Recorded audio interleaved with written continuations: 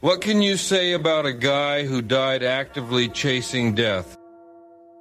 No, we're not talking about a stuntman. We're talking about King Cobra JFS.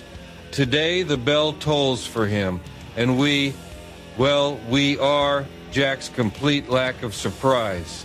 We said it more than once to more than one person, and meant it every time. Cobes will be lucky to see 40. We all have vices. Some smoke and drink. Others just drink.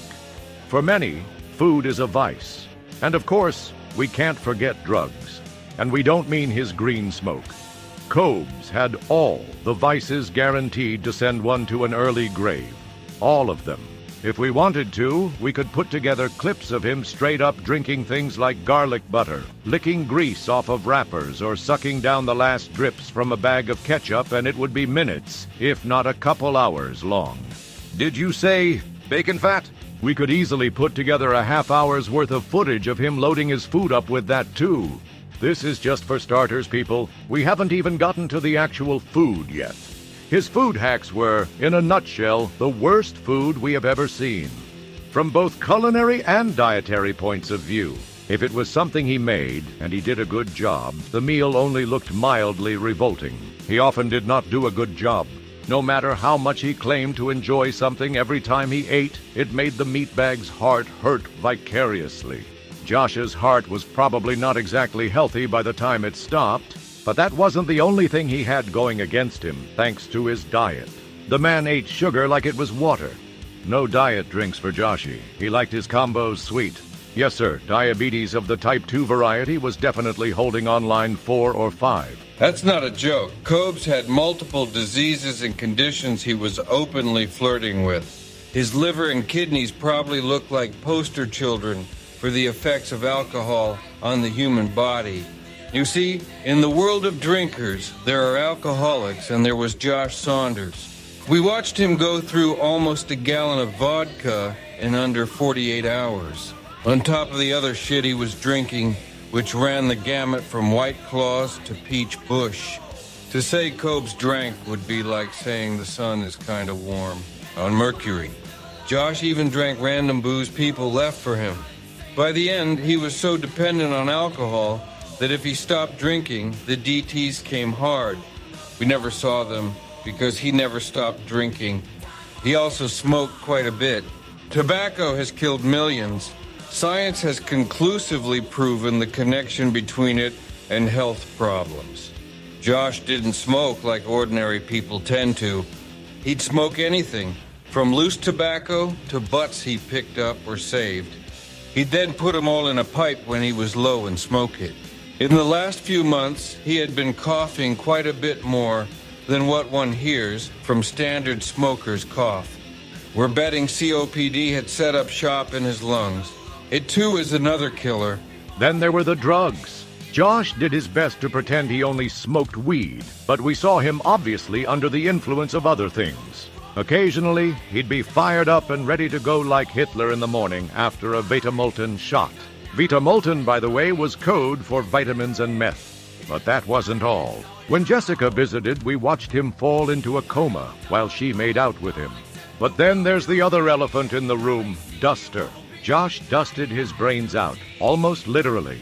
If you go back and watch his videos before he started huffing heavily, you'll notice he's almost a completely different person. His vocal cadence and focus these past years has been more akin to an old man than someone who was only 34.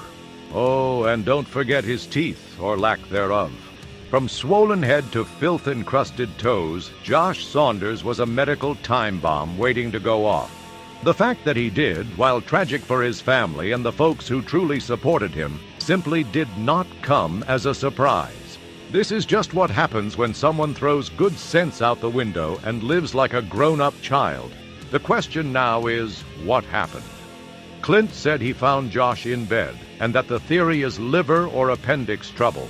If it was the latter, and with all the crap he ate it could very well be, it's sad to think that he chose to try toughing it out, rather than asking anyone for help. However, it would fit his life almost perfectly. Like the appendix, Josh didn't have a real purpose in life.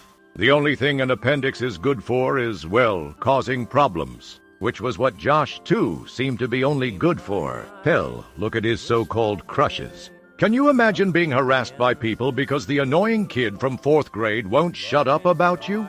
You did nothing wrong, and yet you have Cobes mentioning how you didn't want to give him a chance.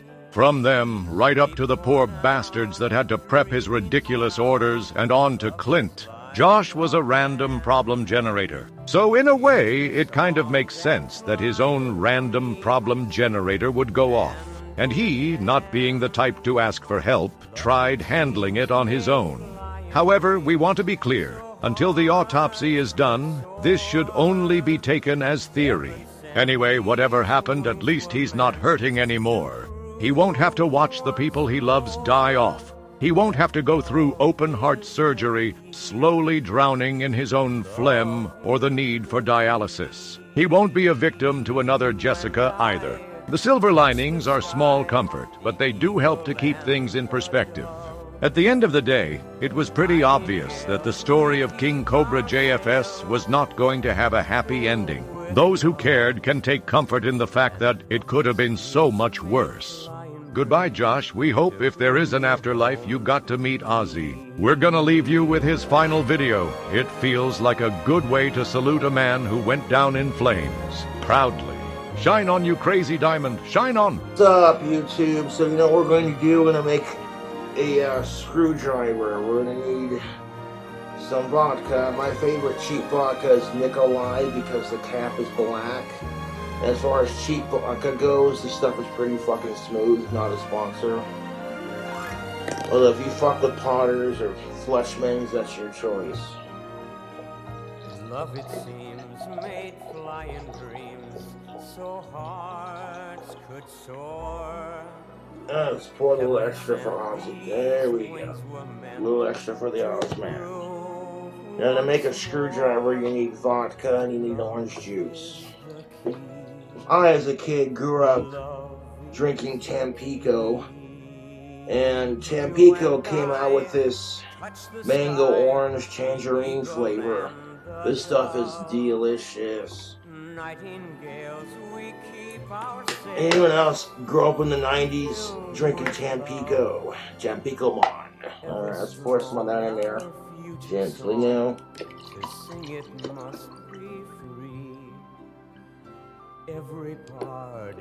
Liquid breakfast. You want to hear a shitty joke?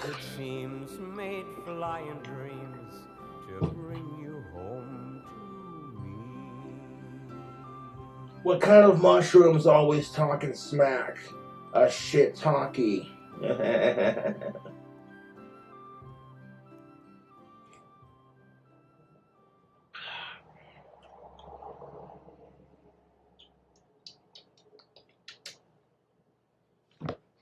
That'll do it. That's a good fucking screwdriver.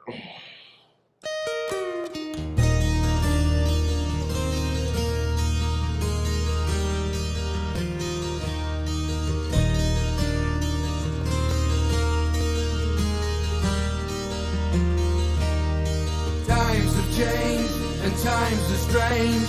Here I come, but I ain't the same. Mama, I'm coming home. Time's gone by, it seems to be. You could have been a better friend to me. Mama, I'm coming home. You took me in and you drove me out, yeah, you had me hypnotized, yeah. Lost and found and turned around by the fire in your eyes.